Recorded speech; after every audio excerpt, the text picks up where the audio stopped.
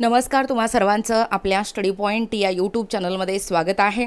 तर सरकारी कर्मचाऱ्यांसाठी खुशखबर, वेतन निश्चितीवर खुल्लर समितीचा अहवाल या ठिकाणी मंजूर झालेला आहे।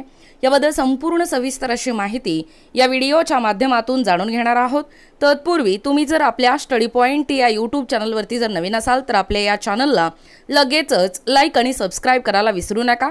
चला तर मग वेळ वाया न घालवता सरकारी कर्मचाऱ्यांसाठी असलेली खुशखबर काय आहे व वेतन निश्चितीवर खुल्लर समितीचा अहवाल कशा पद्धतीने मंजूर झालेला आहे ते या ठिकाणी आपण जाणून घेऊया। बघा, या ठिकाणी तुम्ही टायटल पाहू शकता। टायटल काय आहे बघा, सरकारी कर्मचाऱ्यांसाठी खुशखबर, वेतन निश्चितीवर खुल्लर समितीचा अहवाल मंजूर। पहा अपडेट, 7 पे कमिशन सॅलरी फिक्सेशन।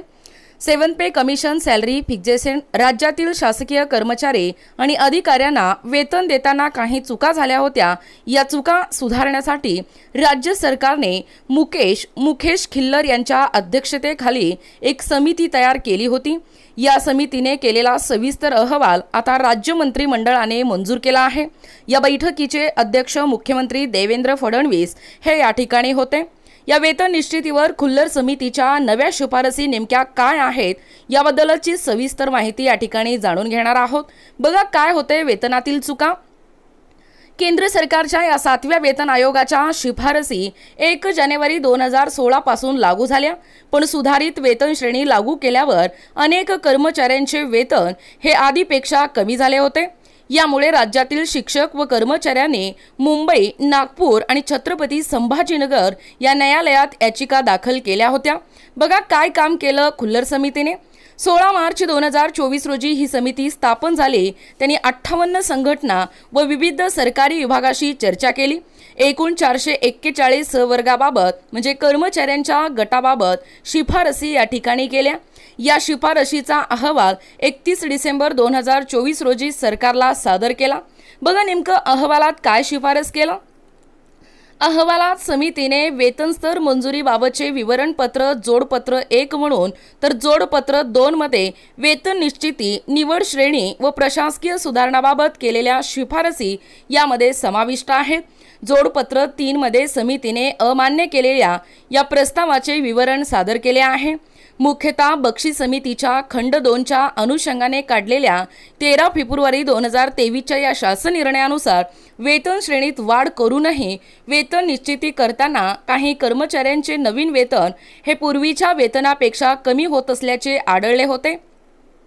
नवीन वेतन श्रेणी लागू करून वेतन हे पूर्वीपेक्षा कमी होत असल्याचे आढळल्यास त्या वेतन श्रेणीत पुढील टप्प्यावर वेतन निश्चित करण्याची शिफारस समितीने या ठिकाणी केली आहे, जेणेकरून नवीन वेतन श्रेणीत पूर्वीपेक्षा कमी वेतन राहणार नाही। याशिवाय निवड श्रेणी वेतन स्तर लागू करण्याच्या 28 मार्च 2023च्या या शासन निर्णयातील एकांकी पदासाठीची वेतन श्रेणी S27 पेक्षा जास्तीची अट शिथिल करण्याची शिफारस या समितीने या ठिकाणी केली आहे। तसेच एकाच वर्गात पण अन्य विभागात समान पदावर काम करणाऱ्यांना सुधारित वेतन श्रेणी देण्यास या समितीने शिफारस केली आहे। वेतन श्रेणी सुधारल्याने पदोन्नतीतील साखळीतील पदोन्नतीच्या पदाची वेतन श्रेणी कमी होत असल्यास ती त्रुटी दूर करण्याची ही शिफारस समितीने केली आहे। या समितीने शिफारस केलेले वेतन 1 जानेवारी 2016 पासून काल्पनिकरित्या मंजूर केले जाईल व प्रत्यक्ष आर्थिक लाभ याबाबतचे शासन आदेश ज्या महिन्यात काढण्यात येतील त्या महिन्यापासून लागू होतील। मात्र 1 जानेवारी 2016 ते शासन आदेश काढण्यात येणाऱ्या या महिन्यापर्यंतची कोणतीही थकबाकी दिली जाणार नाही। बघा, नेमकं वेतनवाढ कधीपासून लागू होईल। हे सुधारित वेतन 1 जानेवारी 2016 पासून काल्पनिक म्हणजे लागू असेल। प्रत्यक्षात पैसे देण्याची सुरुवात ज्या महिन्यात सरकार आदेश काढेल त्या महिन्यापासून होईल। मात्र 2016 ते आदेश लागू होईपर्यंतची थकबाकी म्हणजे एरियर्स या ठिकाणी मिळणार नाही। बघा, एकूणच थोडक्यात खुल्लर समितीचा अहवाल शासकीय कर्मचाऱ्यांच्या वेतनातील त्रुटी दूर करेल। काहींचं वेतन पूर्वीपेक्षा कमी झालं होतं ते दुरुस्त केलं जाणार आहे। नवीन वेतन श्रेणी मागास न वाढता न्याय आणि सुसंगत असेल याची खबरदारी घेतली गेली आहे। सदरचा निर्णय हा दिनांक 13 मे 2025 रोजी झालेल्या या मंत्रिमंडळ बैठकीत घेण्यात आला आहे। बघा, एकूणच अशा पद्धतीने या ठिकाणी ही जी सरकारी कर्मचारी आहेत या सरकारी कर्मचाऱ्यांसाठी ही खुशखबर आहे। एकूणच वेतन निश्चितीवर खुल्लर समितीचा जो अहवाल मंजूर झालेला आहे तो अहवाल कशा पद्धतीने मंजूर झालेला आहे याबद्दल संपूर्ण सविस्तर अशी माहिती या व्हिडिओच्या माध्यमातून जाणून घेण्याचा प्रयत्न केलेला आहोत।